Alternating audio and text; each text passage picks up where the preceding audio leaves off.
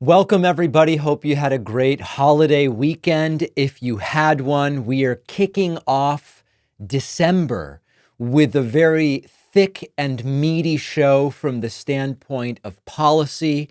We're going to be delving into tariffs and economics and coins and bills and collectible silver and drinkable silver. No, not most of that stuff. But let's see if we can figure out a little something about tariffs. You know, when some months ago, I went on this viral. I had this viral moment on this business show in Vegas about tariffs, and the thing got 10 million views. I didn't necessarily know that we would be here today with Donald Trump poised to slap tariffs on China, Mexico, Canada, and that we would now be, daily corporate media talking about tariffs and mostly not talking about it particularly accurately. So let's dig right in. Donald Trump's proposed tariffs are already sending shockwaves through retail and consumer markets. It hasn't even been made policy yet. Trump hasn't even been sworn in yet. But we have, of course, economists, but we have executives and experts sounding the alarm and saying prices are going to go up. Now, a little bit later in the show, we are going to talk about when and how tariffs can work. That's in another segment because tariffs are a tool. It's sort of like, is a hammer good or bad? Well, it depends on whether you're trying to, put frosting on a cake or hammer in a nail. For one of those jobs, the hammer is very good. So we're going to get to that. But what we are now going to talk about is the havoc that Trump's proposed tariffs are wreaking, and the mere anticipation of these tariffs is already having an effect. Best Buy CEO is warning costs will go up significantly for the stuff that Best Buy sells, mostly personal and consumer electronics, if Donald Trump does indeed put these tariffs into place. This is not a hypothetical scenario. The Best Buy CEO is explaining 60% of the products Best Buy sells are imported from China.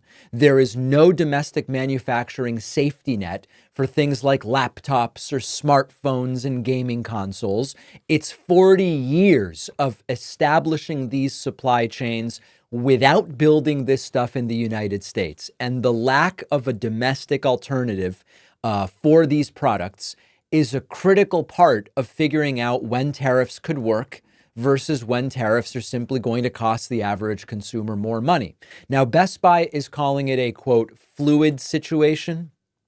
Not sure that that's exactly the best term, but they are also trying to figure out what to do. One option is they could start preloading a ton of inventory. Retailers don't usually like to do that. Another is trying to diversify their supply chains, but that doesn't happen quickly. And the impact is immediate. And it would take years to build some of those supply chains. The impact in the short term will be average consumers will have to pay more money for stuff you want to buy. This is not about, oh, poor Best Buy, poor Best Buy, the CEO's bonus. It's not about that. We do buy things from these stores, and it's not just Best Buy, it's Amazon, it's your local Apple store, whatever, right? Your independent computer store. It's all going to be, what's the end result? More money coming out of your pocket. Now, other retailers are pushing these pre-tariff sales. Can you imagine? The pre-tariff sale is sort of the perfect blend between an economic reality and a marketing grift.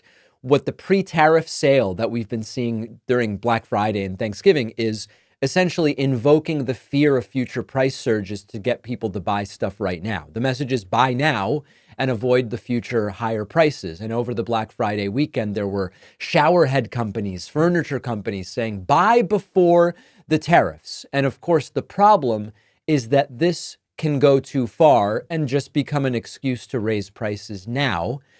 So we have to keep an eye on the sort of marketing aspect of it as well.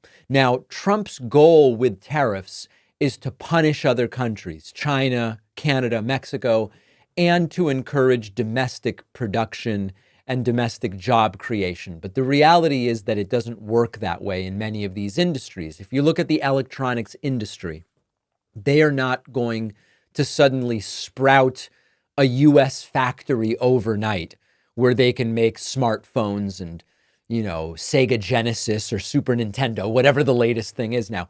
And even if they did, those products would end up costing a lot more after the years it takes to build those factories. Now, as I was reading about this over the weekend, I asked myself, where was all of this news before the election?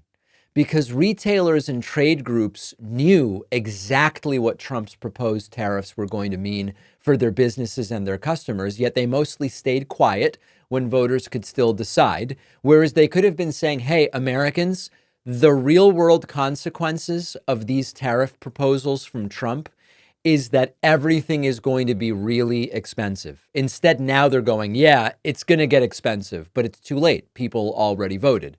The conversation around the entire election might have been different if Best Buy had been saying, re-elect Trump, and your phone and your laptop prices are going up. Your tablet will cost more money.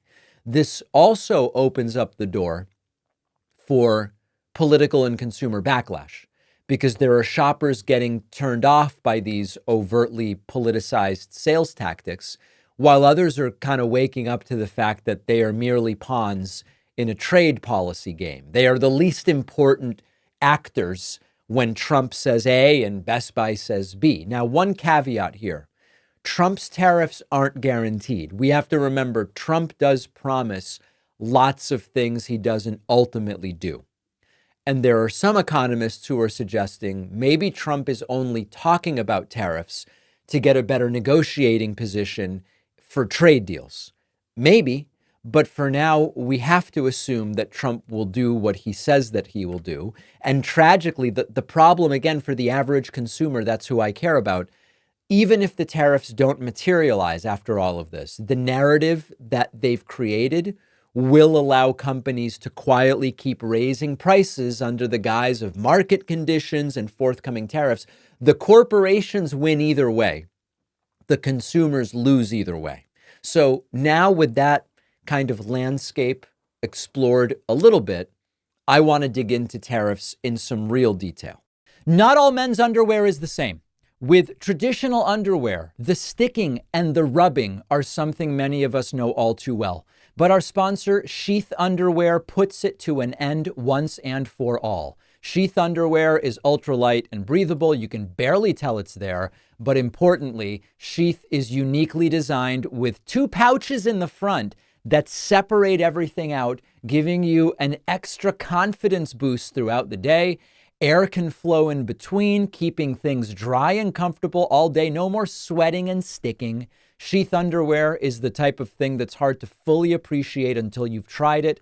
Try a pair yourself and you'll finally understand the level of comfort and morale that you've been missing out on.